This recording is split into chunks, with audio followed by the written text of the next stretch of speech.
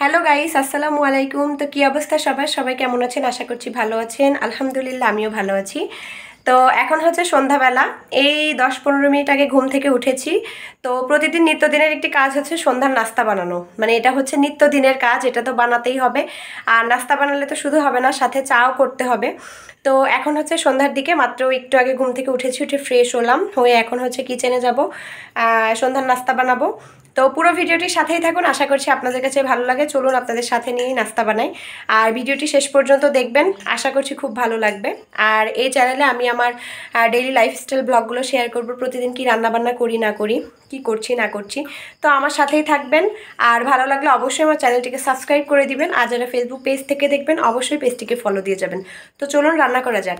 সন্ধ্যার নাস্তা হিসেবে কি খাওয়া যায় ভাবতে ভাবতে ভাবলাম যে নুডলস রান্না করে ফেলি শর্টকাটে। তো নুডলসটা আমার ছেলেও খুব পছন্দ করে, আমারও মোটামুটি পছন্দ। আর বেশ কিছুদিন হচ্ছে এভাবে নুডলস রান্না করা হয় না, জাস্ট বাবুকে রান্না করে দেই, মানে নিজে আর কি ওইভাবে খাওয়া হচ্ছে না। তো ভাবলাম একটু নুডলস রান্না করি। আর এইভাবে শর্টকাট নুডলস রান্না করলে কিন্তু মাশাআল্লাহ অনেক মজা হয়। তো এখানে আমি নাস্তার জন্য পেয়ারা কেটে নিয়েছি, আর এখানে একটু নুডলস রান্না করেছি। তো নুডলসের পুরো রেসিপিটা আসলে করিনি।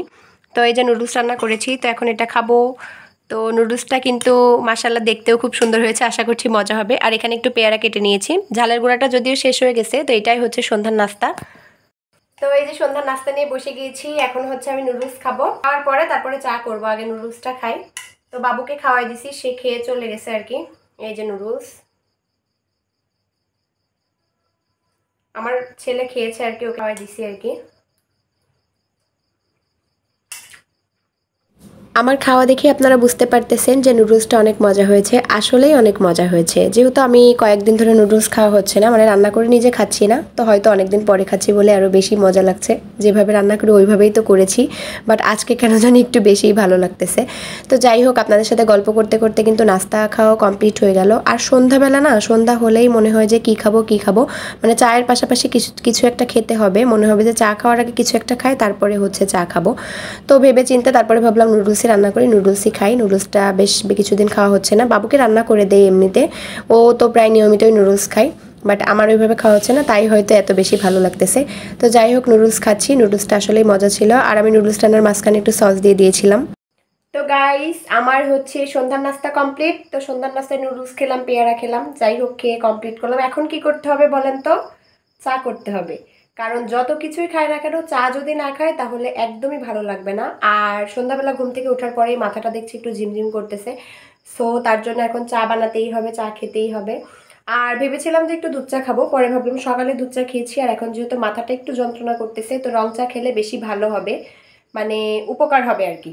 তো যার জন্য এখন রং চা করবো। আর যেহেতু রাত্রে একটু লেট করে ঘুমাবো, এখন যদি চা না খাই তাহলে এই মাথা ঝিমঝিম, মানে মাথা ভার হয়ে থাকবে। তো যার জন্য এখন রং চা খেতে হবে। একটু লেট নাইটই ঘুমানো হয়, ফেসবুকে ভিডিও স্ক্রল করতে থাকি, ভিডিও দেখতে থাকি, নিজের একটু কাজ থাকে সেগুলো কমপ্লিট করি। আবার ওদিকে সকাল সকাল উঠতে হয়, বাবুকে স্কুলে যেতে হবে। তো এই আর কি। তো চলুন বেশি বকবক না করি, বকবক না করে চা বানাতে যাই। তো চলুন চা বানাতে যাই, আপনারা সাথেই থাকুন। চা বানানোর পরে আবার আপনাদের সামনে আসছি। ফাইনালি চা বানিয়ে নিয়ে চলে আসছি। এই যে রং চা বানিয়েছি, একটু কড়া লিকার দিয়ে বানিয়েছি আর কি, যাতে মাথা ব্যথাটা একটু কমে, মানে মাথা ভার হওয়াটা একটু কমে। আর শুধু চা খেলে কেমন হয়, এই জন্য 3-4 পিস বিস্কিট নিয়ে নিয়েছি। আর এই বিস্কিটটা কিন্তু আমার অনেক পছন্দ, একটু নোনতা নোনতা, বেশি একটা মিষ্টি না, এই জন্য একটু ভালো লাগে।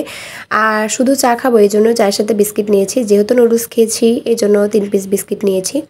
তো এখন এই যে আস্তে আস্তে চা খাচ্ছি। আর চা খাওয়াটা না, মানে কি বলবো, এত ভালো লাগে, মানে যত কিছুই খাই না কেন, চা না খেলে সব কিছুই অপরিপূর্ণ মনে হয়।